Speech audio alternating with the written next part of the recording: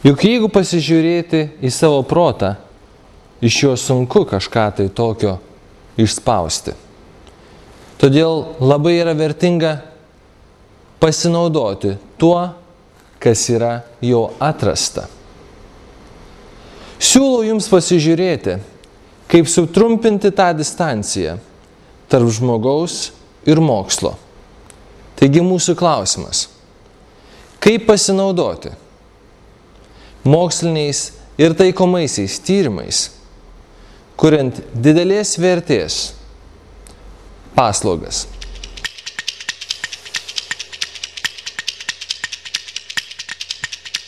Reiškia Baltarusijos institutas, kur žmonės dirba daugiau mokslinį darbą.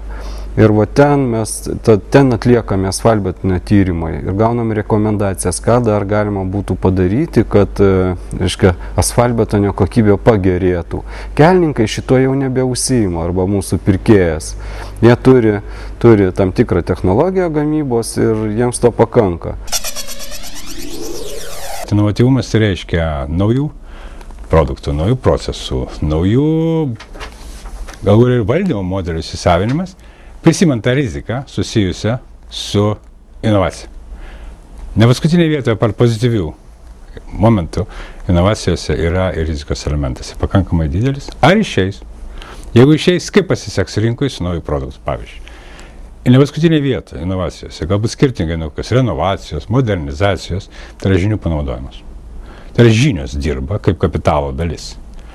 Ne tik materialinės vertybės, ar ten žemė, įrengimai, bet ir žinios, kurias mes turime, arba perkame, arba įsigijame. Ir svarbiausia, ką mes turime savo komandoje, savo įmonėje. Ir tų žinių panaudojimas yra gero, inovatyvaus verslininko pareiga, teisė ir, ko gero, teisė vadintis inovatyvia įmonė. Mokslas ir verslas. Kyla antraus klausimas, kaip mes galim pasipelnyti iš mokslo? Sukurti naują produktą ir jį realizuoti rinkoje. Visų pirmiausia, aiškiai savo suformuluokit, kokią problemą jūs bandote išspręsti naujų technologijų pagalba.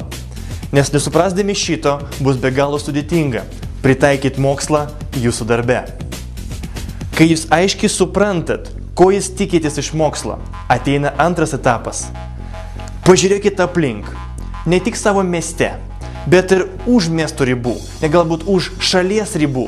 Kokia mokslinė institucija specializuojasi būtent šitoje srityje? Nuvažiuokit tenai, pristatykit savo problemą ir spręskit kartu. Ir trečia, nereikia išradinėti dviračio. Nuvažiuokit į mokslinis mugės, aplankykit kitas šalis, pažiūrėkit, ką sugebėjo padaryti mokslas kitur. Ir galbūt būtent tuomet jums kils idėja ir mintis, kaip sukurti tokį produktą, kad jis aplenktų ne tik savo konkurentus, bet galbūt ir net savo amžių.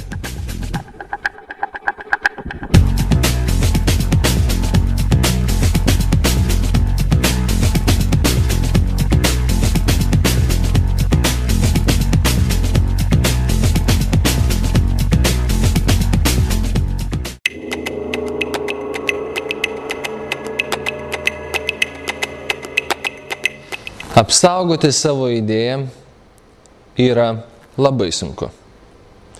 Todėl kviečiu jūs rimtai nusiteikti ir pažiūrėti, kaip reikia saugoti savo idėją, kad jos niekas nepavogtų.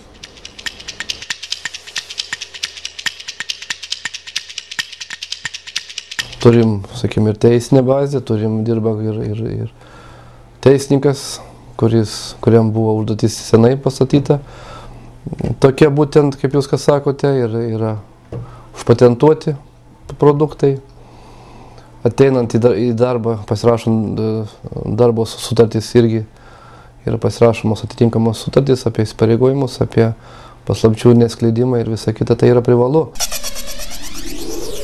Perspėjimo laiškai, jeigu ten įmonės yra korektiškos, gerbiančios save ir partnerius, tai sureaguoja į tos laiškus ir atsijima, sakykime, ta prasme pripažįsta savo, kad jie elgėsi nekorektiškai ir pakeičia situaciją. Jeigu nepakeičia, tai grasinam teismais ir tada paprastai pakeičia. Svarbus tie 3 aspektai. Pats prekių ženklas, koks jis turi būti, galiojimo teritorija ir paskutinis aspektas, tai yra kokioms prekiams arba paslaugoms jis yra registruojamas.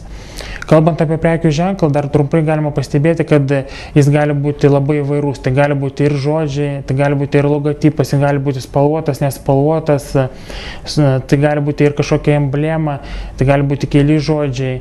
Tai yra iš tikrųjų labai įvairus. Kaip apsaugoti savo idėją nuo vagystės? Iš tikrųjų, klausimas atrodo paprastas ir tuo pačiu labai sudėtingas, nes mes verslininkai dažnai turim per mažai kompetencijos teisiniuose reikaluose. Todėl patarimai bus gana paprasti. Pirma, pasisamdykit gerą teisininką, kuris padės jums tvarkyti visus dokumentus. Antra, pasirašykit konfidencialumo sutartį su savo darbuotojais. Ir trečia, judėkit rinkoj kuo greičiau, nes jeigu jūs nukopijuos, jūs vis vien pasieksit savo rinkos dalį ir galėsit ją apginti.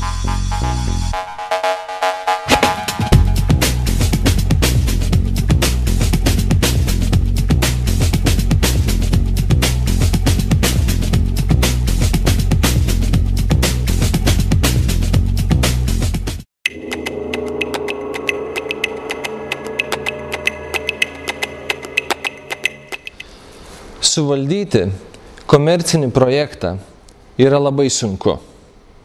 Todėl, kad mes turime bankus, turime partnerius, turime žmonės, turime informacijos daug ir kad visa tai būtų sutelkta į vieną tašką ir į bendrą tikslą, tam reikia labai gerai pasiruošti. Todėl kviečiu jūs pasižiūrėti, kaip reikia valdyti didelės apimties komercinius projektus.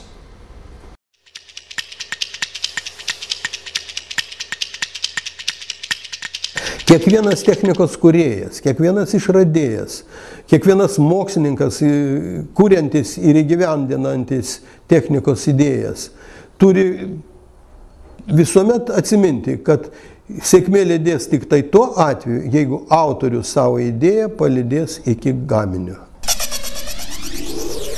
Aistra, meilė produktui, kurį tu kuri, kurį tu nori atnešti į rinką. Tai turi būti toks didelis tikėjimas, kad tas produktas, kurį tu padarysi, jis nustebins, jis pradžiugins, jis suteiks daug emocijų, jis suteiks laimės ir priklausomai, aišku, nuo pramonės srities, kurioje įmonė specializuojasi, bet pirmiausia, didžiulė meilė savo produktui, kurį tu darai. Sakyčiau, turint tikslą, sprendžiant kasdienės problemas, tiek finansinės, tiek organizacinės, niekada neužmiršk apie kolektyvo savijautą, nes tai ir yra variklis, nes tai ir nulėmė visą projekto sėkmę.